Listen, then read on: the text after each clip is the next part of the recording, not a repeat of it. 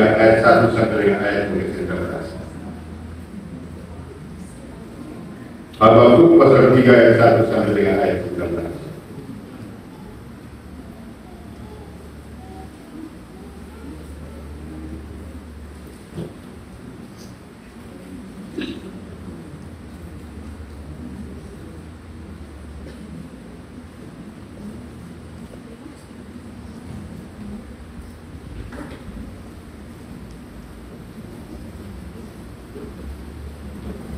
Kita mulai yang lahir pada tanggal ganjil dan bacakan ayat yang ganjil, dan yang lahir pada tanggal genap akan membacakan ayat yang genap. Doa Nabi Habakuk. Kita mulai yang tanggal ganjil. Doa Nabi Habakuk menurut harapan.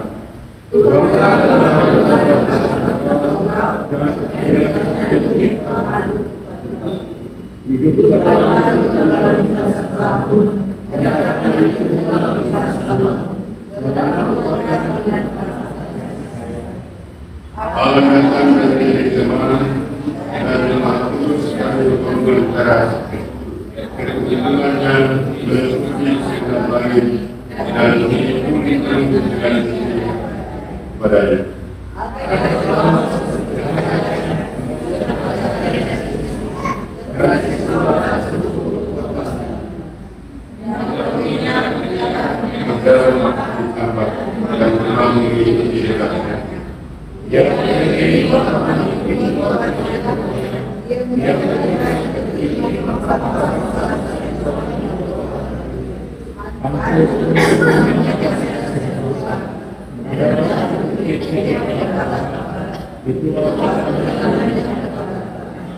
Aku melihat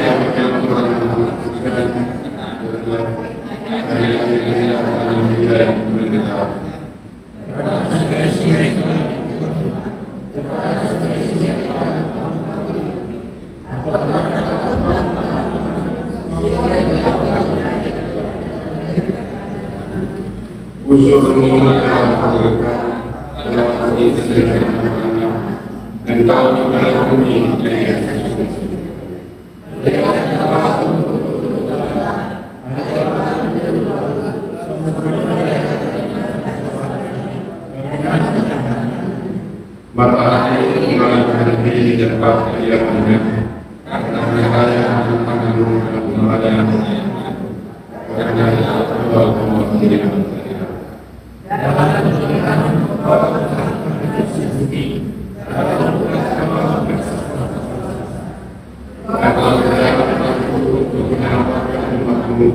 untuk menyelamatkan orang yang berbakti, dan melakukan dan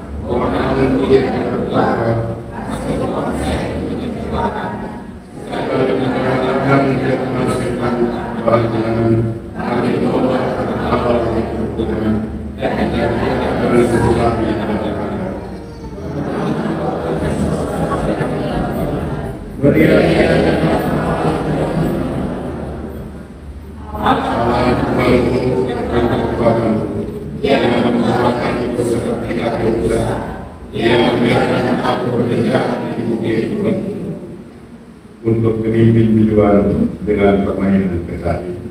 Sampai juga jauh dalam pasal pembacaan firman Tuhan, kata Tuhan Yesus, setiap mereka yang mendengar firman Tuhan melakukannya. Jemaat terkasih dalam Tuhan Yesus Kristus, Pembacaan dan renungan kita pagi ini dari Habakuk pasal 3 ayat 1 sampai dengan ayat yang ke-19. Dengan tema, Tuhan mengubah kesulitan hidup manusia. Sekali lagi GKI di Tanah Papua memberikan sebuah tema di minggu ini kepada kita sekalian yang ada di dalam pergumulan, yang ada di dalam kesulitan, yang ada di dalam kehancuran hati. Bahwa Tuhan mengubah kesulitan hidup manusia. Kitab Habakuk dikenal dengan nama atau golongan dengan sebutan nabi-nabi kecil. Dan kitab Habakuk ditulis oleh Nabi Habakuk sendiri sesuai dengan namanya, yang berarti merangkul dan memeluk. Habakuk hidup pada zaman bersama dengan Nabi Yeremia dan bernubuat pada akhir masa pemerintahan Yosia tahun 640 609 sebelum Masehi. Nabi Habakuk berada dengan nabi lainnya, berbeda dengan nabi lainnya. Habakuk tidak bernubuat untuk bangsa Yahuda secara keseluruhan, atau bangsa Israel secara keseluruhan, atau para raja Israel dan Yahuda pada saat itu. Tapi dia memiliki panggilan khusus, bernubuat kepada orang-orang kudus di Yahuda. Segelintir orang-orang kudus yang masih bertahan di Yahuda, tetapi orang-orang lain sudah ditangkap, ditawan di Babel. Nubuatan itu merupakan sebuah visi penglihatan jauh sebelum keadaan itu terjadi. Maka Habakuk merasa sedih, merasa pilu, merasa menjerit di dalam hatinya. Bagaimana kalau keadaan itu kelak terjadi di dalam kehidupan orang percaya, apalagi mereka yang kudus, mereka yang suci, mereka yang setia di dalam kehidupan mereka tiap-tiap saat. Jemaat yang saya kasih dalam Tuhan Yesus Kristus,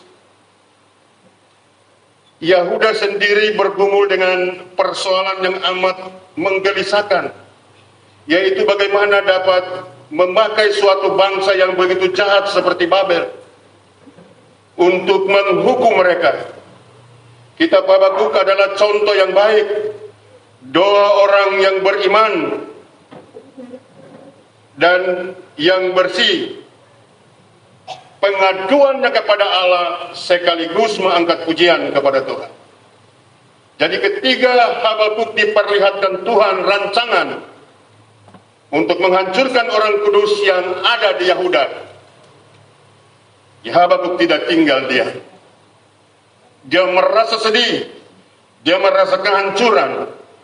Maka di dalam tangisan dan doanya, tidak sekedar doa seperti biasa yang kita lakukan tiap-tiap hari, tapi doa itu dia mengubahnya dalam pujian dan retapan kepada Tuhan. Mungkin kita belum pernah melakukan seperti itu, tapi doa yang seperti ini menggugah hati Allah.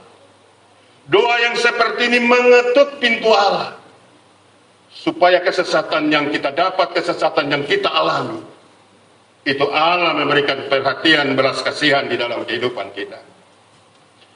Jemaat yang saya kasih dalam Tuhan Yesus Kristus, Habakuk dengan pengharapan juga bahwa Babel yang dipakai Allah untuk menghancurkan orang Israel, satu saat kelak mereka akan hancur. Mengapa? Karena mereka tidak mengandalkan Tuhan. Mereka mengandalkan kekuatan mereka untuk melaksanakan tugas dan intervensi berbagai musuh dalam kehidupan mereka. Tapi saudara yang saya kasihi dalam Tuhan, karena dosa Yahuda dan Israel, maka Allah memberikan cara tersendiri untuk Babel dapat menghancurkan Israel dan Yahuda pada saat itu. Saudara-saudara terkasih dalam Tuhan, apa enak ketika kita ditangkap, ditawan, bawa ke negeri orang lain, dan dia menjadikan budak. Itu satu situasi yang sangat sulit. Satu situasi yang membuat kita geram di dalam kehidupan ini. bahkan untuk mengembangkan potensi dan daya kita, dipasung, dimarginal, tidak dapat dilaksanakan.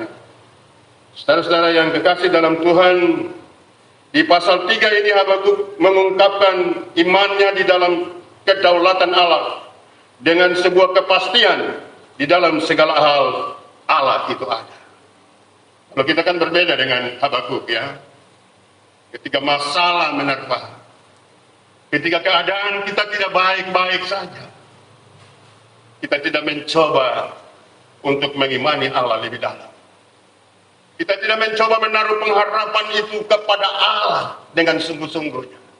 Tapi mungkin saja kita frustrasi. Mungkin saja kita meninggalkan Tuhan. Mungkin saja kita menganggap Tuhan telah menyisihkan kita.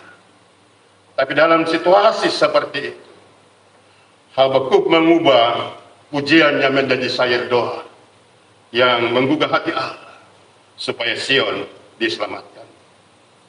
Saudara-saudara terkasih dalam Tuhan Yesus Kristus, ayat yang pertama, doa dalam ratapan, ialah sebuah kenyataan yang akan terjadi sangat memilukan, menyakiti, akan datang menerpa Yahuda. Zaman itu ialah mereka akan dilakukan sama dengan orang Yahuda yang sudah ditangkap dan ditahan. Bahkan mungkin saja orang-orang kudus ini, mereka akan mendapat hukuman lebih dari mereka yang sudah ditawan terlebih dulu. Mengapa? Karena mereka mempertahankan eksistensi mereka sebagai umat Tuhan. Coba lihat di dunia ini, orang Kristen dikejar, orang Kristen dicari-cari kesalahan, apalagi mereka yang setia. Jadi Tuhan Yesus bilang kepada kita, kita harus tulus, ikhlas, dan licik seperti ular. Tanda-tanda kutip, kita mengedepankan kebenaran demi melayani Tuhan. Tapi kita menyampingkan soal-soal yang akan mendakwa kita, sehingga dengan karya kita orang lain dapat diselamatkan. Saudara-saudara yang saya kasihi dalam Tuhan Yesus Kristus, Roma 6 ayat 23, upah dosa adalah maut, tetapi karunia Allah adalah hidup yang kekal bersama Yesus. Yang bisa menggugah hati Allah hanyalah dengan iman melalui tangisan dan air mata. Berapa banyak persoalan yang saudara alami? Berapa banyak pergumulan yang saudara lalui? Penyelesaiannya seperti apa? Penyelesaiannya apakah kita membaca Alkitab seremonial beragam? Penyelesaiannya apakah kita berdoa hanya asal-asalan? Penyelesaiannya karena kita biarkan pergumulan itu melilit kita, atau kita semakin dalam mencari kedaulatan Allah dalam kehidupan kita. Saudara terkasih dalam Tuhan, ini yang dilakukan Habakuk kepada Yahuda, orang-orang saleh di sana. Tanpa dia memberitahukan kepada orang Yahuda bahwa nubuatan itu akan terjadi. Tapi dia mengambil bahagian, mengambil perkasa dulu di hadapan Tuhan, dengan mengangkat syair pujian ratapan untuk kepada Allahnya supaya Allah mengubah keadaan. Ayat yang kedua dan yang ketiga, pengalaman hidup Habakuk dengan Allah. Habakuk telah mendengar bahkan merasakan perbuatan Allah yang dahsyat, yang berdaulat itu selalu ada dalam bayang-bayang hidupnya. Ini seorang percaya yang kemana saja pikirannya tertuju kepada Allah. Ini seorang percaya yang membangun hidupnya di dalam Allah. Dia merasa susah kalau keluar dari Allah. Dia merasa tidak berdaya, tidak bisa dapat melakukan segala sesuatu tanpa Allah. Maka tidurnya, bangunnya, kerjanya, dia meletakkan pikiran kepada Tuhan yang dia percaya, Tuhan yang kepada dia imani. Bapak Ibu saudara-saudara yang saya kasihi dalam Tuhan Yesus Kristus, apa yang terjadi dengan Yahuda karena dosa? Bukan karena senang Allah menghukum kita, bukan karena Allah senang mencampakkan kita, tapi sebagai sebuah pembelajaran. Dosa itu harus menanggung konsekuensi. Pembelajaran itu membuat kita lebih kuat. Pembelajaran itu lebih membuat kita lebih tahu diri. Pembelajaran itu membuat kita meresponi tindakan Allah di dalam kehidupan kita. Bapak, Ibu, dan Saudara yang saya kasihi dalam Tuhan, hidup ini bukan sebuah perjalanan tanpa makna. Tapi hidup ini sebuah perjalanan mengandung konsekuensi di dalam percaya kita kepada Tuhan. Maka dengan demikian, Saudara yang terkasih dalam Tuhan, Habakuk menyadari itu. Sebagai seorang nabi, sebagai seorang orang imam, sebagai pelaku menjaga kawanan domba Allah, dia mempersiapkan diri, mempersiapkan mesbah untuk tangis kepada Tuhan. Kalau kita sekarang ini kan mungkin jemaat sementara susah, jemaat sementara terperosok, terpojok, kita mungkin ketawa atas penderitaan mereka. Kita mungkin tidak peduli atas penderitaan mereka. Kita mungkin tidak perlu sentuh mereka supaya mereka merasakan kasih Tuhan yang nyata itu di dalam kehidupan. Dengan cara-cara yang seperti ini kita berhenti, kita tinggalkan, karena Tuhan memanggil kita untuk menjadi anaknya, dibayar lunas dengan salib di Golgota. Bapak, Ibu, Saudara terkasih dalam Tuhan, ayatnya yang keempat sampai yang ketujuh, Nabi Habakuk mempresentasikan kekuatan dan kedahsyatan Allah. Tuhan Allah kita bisa menggunakan apa saja, menunjukkan kekuatan dan kemuliaannya. Ia bisa ada melalui benda-benda, badai, cahaya, gunung, sehingga ia bisa melewati kita kapan dan di mana saja. Kalau Tuhan berencana melawan kita, Bapak dan Ibu tidak perlu. Dia bisa menggunakan apa? Orang Babel, alam semesta. Tapi kita mungkin tidak tahu. Dia beranjak melampaui kita, menunggu kita di mana saja. Kondisi yang sepertinya hanya orang percaya yang mengerti. Orang yang mendekat Tuhan yang tahu keadaan seperti ini. Tapi orang-orang biasa, orang yang tidak percaya kepada Tuhan, mereka tidak tahu. Dan pada saatnya mereka akan dihempitkan oleh masalah dan tantangan menimpa mereka ke tubir jurang yang paling dalam. Makanya Bapak dan Ibu, Saudara yang saya kasihi dalam Tuhan, karya keselamatan yang Tuhan berikan di dalam Kristus, kita mempertahankan, mempergunakannya di dalam badai atau tantangan yang kita hadapi saat ini. Ayat yang ke-8 sampai dengan yang ke-12, Allah memperlihatkan amarahnya melalui bangsa-bangsa yang jahat dan tidak percaya, ialah Babel. Sekali lagi keadaan dan kondisi inilah yang membuat Habakuk berdoa dalam ratapan nyanyian sebuah gubaan doa dengan syair ratapan. Mereka diperlengkapi dengan perlengkapan perang yang lengkap, dan Allah ada di sana mempersiapkan Babel melalui perlengkapan perang yang digunakan untuk menghancurkan sisa-sisa Yahuda. Jadi kalau kita ditolak, kalau kita sudah tidak memuliakan Tuhan, kalau kita sudah tidak berkenan kepada Tuhan, Allah berbalik melawan kita dengan memakai bangsa-bangsa kafir untuk membuat kita menjadi cemburu. Bapak, Ibu, dan Saudara yang saya kasihi dalam Tuhan, kita sebenarnya tidak ada apa-apa. Tidak bisa berbuat apa-apa untuk mempertahankan kehidupan kita, mempertahankan eksistensi kita. Kita cuma kuat karena Tuhan. Kita cuma kuat karena Allah yang berdakwah di dalam kehidupan ini, sehingga kita bisa menang atas masalah. Kita bisa menang atas segala permasalahan yang menghempitkan kehidupan kita. Ayatnya yang ke-13 sampai dengan ayatnya yang ke-16, Allah memperlihatkan belas kasihan kepada Yahuda. Allah membela umatnya, orang saleh yang sisa yang ada di Yahuda. Allah yang tadi merencangkan penghancuran kepada Yahuda dengan memperlengkapi senjata orang Babel, ini berbalik, saudara. Ketika Habakuk berdoa dengan tangisan, ratapan itu membuka pintu Allah. Ratapan itu membuka hati Allah. Tindakan Allah yang tadi menghancurkan Israel orang-orang suci di Israel yang sisa dengan perlengkapan yang sama. Allah berbalik mengancam orang-orang Babel.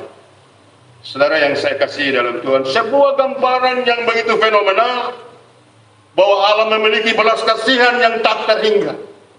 Ketika kita menjadi anaknya, segera, tidak tunggu saudara.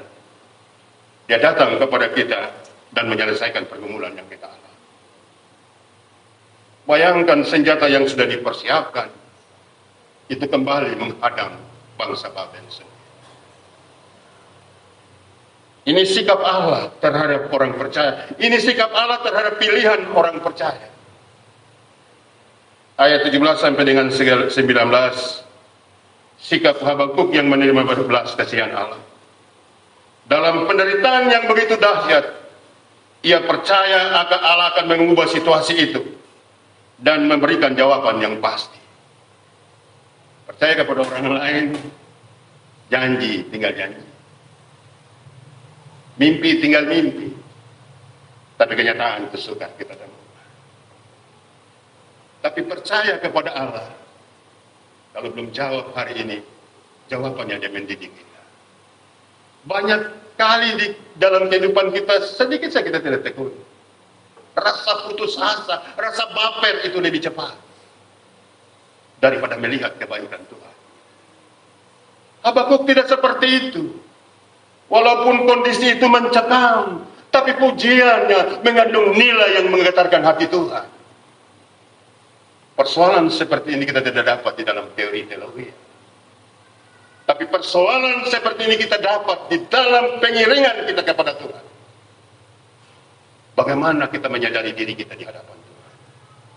Supaya Tuhan berbalik mengubah masa kelam kita, masa lalu kita, untuk meraih masa depan yang lebih baik. Hari ini kan ada orang yang mau hidup di masa lalu terus. Dulu beta begini, dan begitu. Tapi dia tidak pernah memprediksikan masa depan bersama Yesus seperti apa. Kita harus berani meninggalkan masa kelam kita dan belajar mengikuti Tuhan dalam kehidupan ini. Bapak, Ibu, dan Saudara yang saya kasihi dalam Tuhan, Habakuk melihat harapan itu seperti jauh dari kondisi real. Artinya buah, binatang, belum ada untuk menghidupkan keadaan kondisi mereka saat itu. Tapi dia tahu Allah tidak mungkin tinggalkan dia. Allah tidak mungkin membiarkan orang kudus tangis dan ratap di dalam kehidupan mereka. Maka Allah menjawab dengan memberikan harapan kepada Yahuda. Bapak, Ibu, dan Saudara, iman dan pengharapan Habakuk yang menyelamatkan Yahuda. Berapa banyak di antara kita yang mau seperti ini? Mungkin tidak perlu orang lain tahu. Kita sementara bergumul buat diri kita. Kita sementara bergumul bapak dan ibu kita dalam kondisi yang sakit. Kita sementara bergumul dalam keadaan kondisi pelayanan wik rayon ekumene. Bawa semua itu dalam doa. Tapi satu hal yang mungkin dapat kita lakukan, karakter hidup kita dibangun di atas otoritas Allah. Kita harus sanggup menyangkal diri dan meletakkan kondisi hidup kita kepada Allah yang kita sembah, Allah yang kita puji.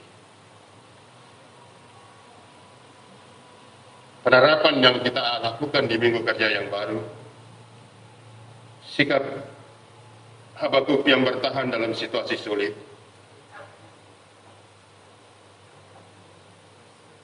pergumulan yang menerpa, ia tidak beranjak bahkan lari meninggalkan Tuhan. Atau umat Yahuda pada saat itu tetap bertekun di dalam iman dan pengharapan sehingga ia menerima jawaban Tuhan. Tadi saya sudah bilang, lihat kondisi jemaat kita, lihat sudah belum. Tapi tanpa kita melihat kedalaman hati kita, kedalaman iman kita, status dan panggilan kita sebagai pelayan Tuhan, sebagai orang percaya. Pelayan Tuhan itu tidak terbatas pendeta majelis jemaat, tapi jemaat Tuhan yang mengerti kehendak Allah di dalam kehidupan. Yang kedua, saudara terkasih dalam Tuhan, iman dan pengharapan orang percaya didasarkan atas kemenangan yang telah diperoleh, yaitu Yesus Kristus Tuhan kita telah menang atas dosa dan maut ketika Ia menyerahkan dirinya disalibkan untuk menanggung dosa kita. 1 Korintus 15 ayat 55 sampai dengan 57. Hai maut, di manakah kemenanganmu? Hai maut, di manakah sengatmu?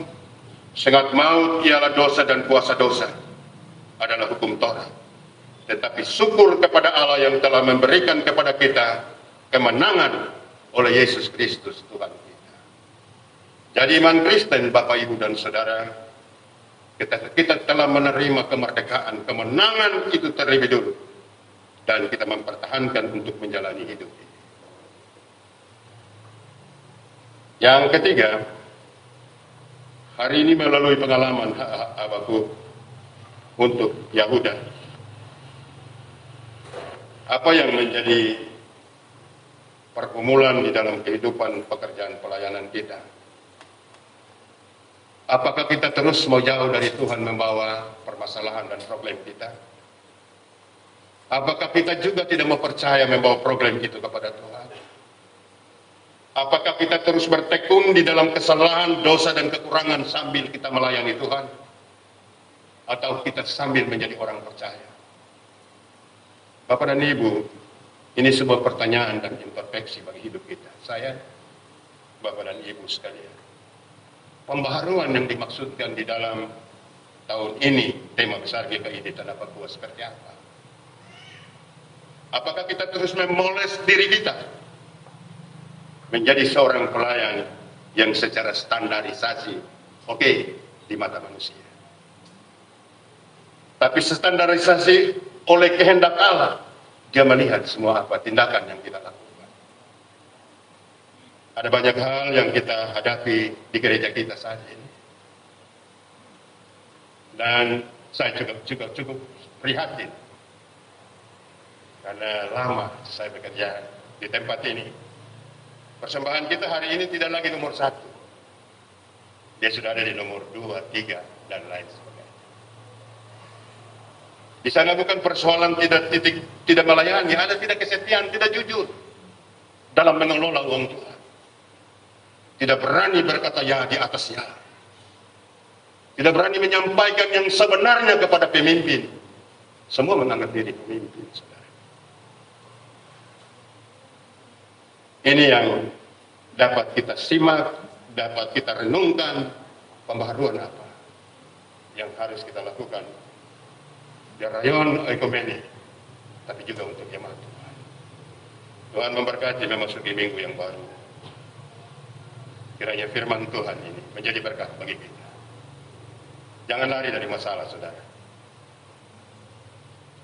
Menghadapi masalah, menyelesaikan dengan iman dan pengharapan kepada Tuhan. Tuhan Yesus memberkati. Amin.